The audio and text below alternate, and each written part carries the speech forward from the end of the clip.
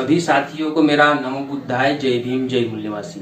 साथियों, बामसेप के राष्ट्रीय अध्यक्ष वामन मेश्राम जी ने आरएसएस के मुख्यालय पर 1 लाख लोगों की रैली ले जाने की जो घोषणा की, तब से पूरे देश भर में जो आरएसएस के लोग हैं या ब्राह्मण हैं उनमें हड़कंप मचा हुआ है।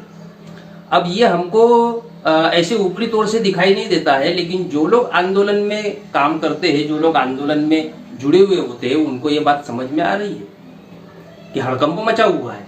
लेकिन अब समस्या ये है कि आरएसएस के लोग आरएसएस के मुख्यालय पर 1 लाख लोगों की जो घोषणा की, उसके बावजूद आरएसएस के मोहन भागवत ने या आरएसएस के किसी राष्ट्रीय स्तर के नेता ने वामन मेश्राम का जिक्र तक नहीं किया, नाम तक नहीं लिया।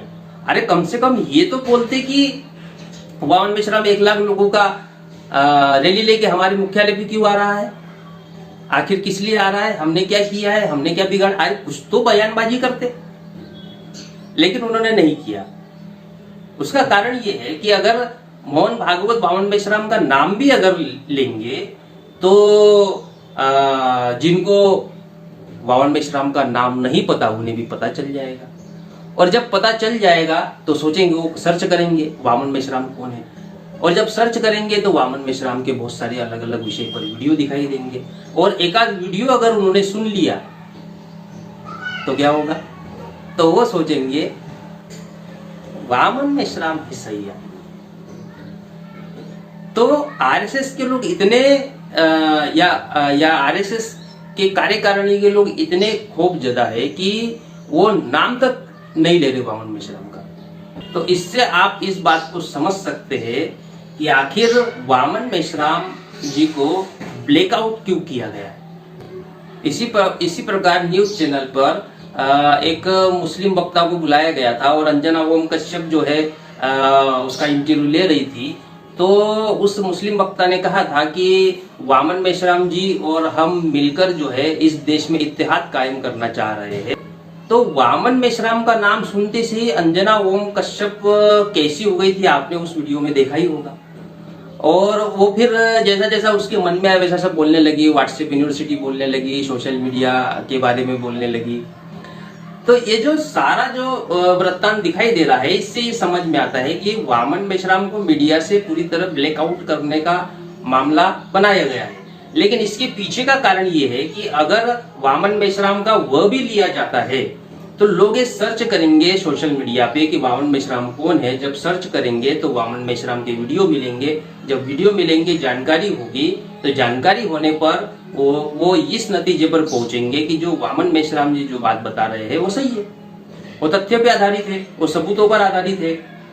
इससे क्या होगा, उनका जो समर्थन है वो वामन मेश्राम के समर्थन में खड़ा हो जाएगा। इसलिए आप सोचिए कि जो बंदा 1 लाख लोगों को मुख्यालय पे पहुंचाने की बात कर रहा है, उसके विरोध में एक शब्द तक नहीं बोले जा रहे हैं, एक लाइन तक नहीं बोली जा रही है, ना लिखी जा रही है। और जब ऐसा व्यवहार जब देखा वामन मेश्राम जी ने, तो फिर वामन मेश्राम जी ने अपने वीडियो में कहा बीजेपी और आरएसएस के लोग है। वो मेरे दूसरे वीडियो में भी मिल जाएगा। तो इससे हम इसी नतीजे पे पहुंच सकते हैं कि आज की तारीख में हमारे विचारधारा और संगठन की ताकत इस लेवल तक पहुंच गई है कि दुश्मन नाम लेने से भी घबरा रहा है। इसका दूसरा मीनिंग ये है कि हम ब्राह्मणी विचारधारा को या ब्राह्मणी व्यवस्था को ठोकर मारने लायक हो गए। 45 साल का समय इस काम में लगाया गया कि हम ठोकर मारने लायक हो जाए। पुराने भाषण अगर आप मेश्राम साहब के सुनेंगे तो वो कहते हैं कि नालायक समाज को लायक बनाने का कार्यक्रम चलाया जा रहा है। वैसे ये मान्यवर काशीराम साहब का बेसिकली डायलॉग है, लेकिन हमारे महापुरुष का अगर डायलॉग है और उसको हम अमल में ला रहे हैं, हम उसको अगर ले रहे हैं, इसमें कुछ गलत तो है नहीं। तो वो काम वामन मेश्राम जी ने किया, नालायक समाज को लायक बनाने का काम। और इस काम को आज की तारीख में हम करने में सफल हो गए हैं। हम इस लायक हो गए हैं कि हम ब्राह्मणी व्यवस्था के ऊपर या ब्राह्मणी व्यवस्था पर चोट कर सकते हैं, जिस व्यवस्था ने हम मूल्यवासी नागवंशी लोगों को गुलाम बनाया है। आज की तारीख में हमारी इतनी स्थिति बन गई है।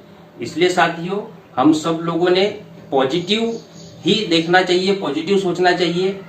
जितने ये जो देश में अन्य अत्याचार की बातें की जा रही है, अन्य अत्याचार के वीडियो और वगैरह वगैरह जो चैनल पे आते रहते हैं, ये छोटी मोटी बातें हैं, छोटी छोटी बातें हैं, बल्कि हमने अपने उद्देश्य के लिए, जो हमारा आजादी के आंदोलन का उद्देश्य है, जो व्यवस्था परिवर्तन का उद्देश्य है, उस परिवर्तन के लिए लगातार हम लोगों ने प्रयास करते रहना चाहिए।